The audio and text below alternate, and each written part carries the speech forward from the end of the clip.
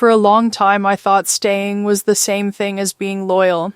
I had been married to Daniel for 11 years, and somewhere along the way, I became the person who kept forgiving everything. The late payments, the secret credit card, the promises that lasted 3 days, the little comments that made me feel like I was asking for too much whenever I wanted honesty. Whenever someone asked how our marriage was, I smiled. We're working through things. That sentence became my favorite lie. Daniel wasn't cruel all the time. That was what made everything so confusing. There were good mornings. There were birthdays when he remembered exactly what I liked. There were nights when we laughed together on the couch, and I wondered if I had imagined all the problems. But then another bill would arrive. Another financial decision would have been made without me. Another promise would quietly disappear. I worked full-time, paid my share of the mortgage, handled most of the household expenses, and kept our budget organized. Daniel earned a little more than I did, but somehow I was always the one making sure there was enough money in the checking account. Then, one Friday afternoon, I opened our joint bank account and saw a withdrawal for $4,800. I stared at the screen. I didn't recognize the company name. When Daniel came home, I asked him about it. He barely looked up from his phone. It was for something I needed to take care of. What kind of something? He sighed.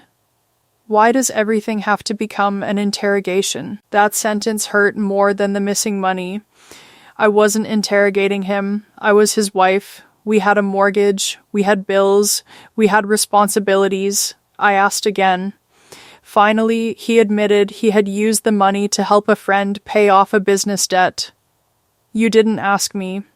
I knew you'd say no. I stood there quietly. That was the moment something inside me changed. Not because of the money. Because he had already decided my answer didn't matter. That night, I sat at the kitchen table after Daniel went to bed. I opened a notebook and wrote down every shared account, every bill, every debt, and every financial responsibility.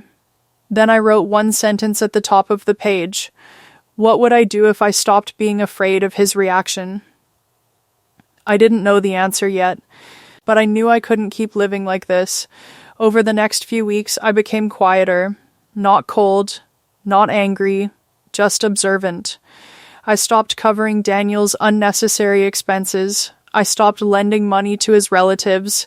I stopped making excuses for missed payments that weren't mine.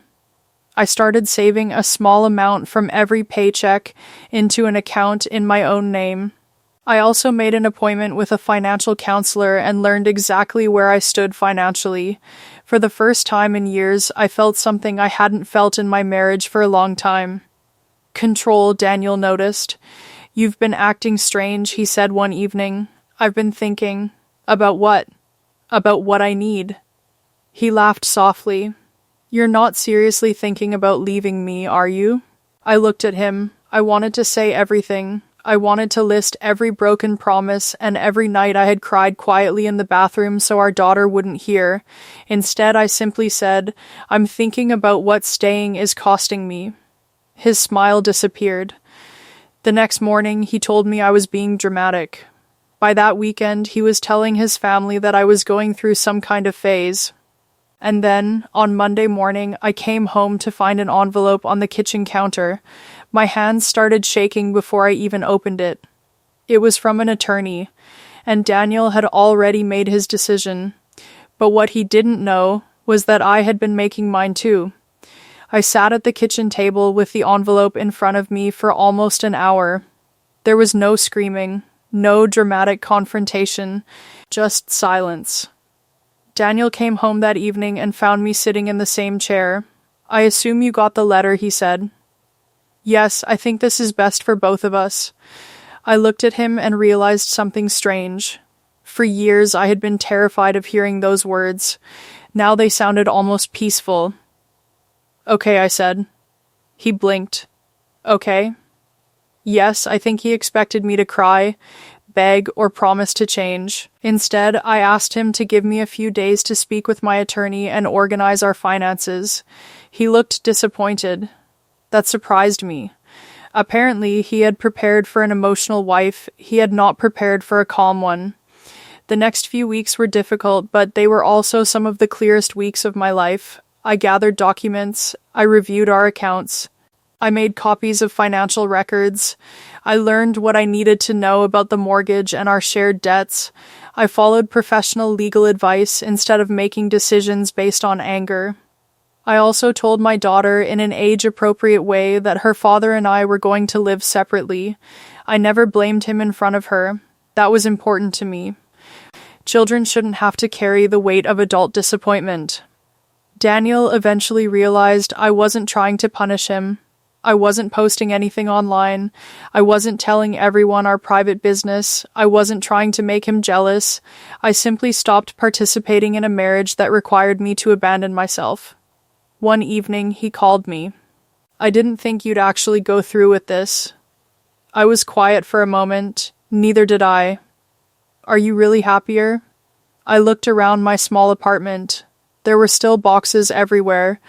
The kitchen table was too small. The future was uncertain. But the room was peaceful. Yes, I said. I am. He was silent. Then he asked, "When did you stop loving me?" I took a breath. I don't think I stopped loving you. I think I stopped loving the version of myself I had to become to stay with you. There was nothing else to say. The divorce wasn't magically easy after that. There were forms, conversations, financial decisions, and difficult days. Some mornings I woke up wondering whether I had made a terrible mistake. But then I remembered the woman I had been before I started measuring every word by how Daniel might react. I remembered how often I had apologized for asking reasonable questions.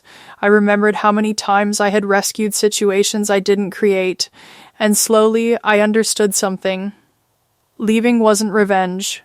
It was a boundary. I didn't need Daniel to admit he was wrong for me to know I deserved better. I didn't need his family to understand. I didn't need anyone to applaud my decision. I only needed to stop abandoning myself. A year later, my life looked completely different.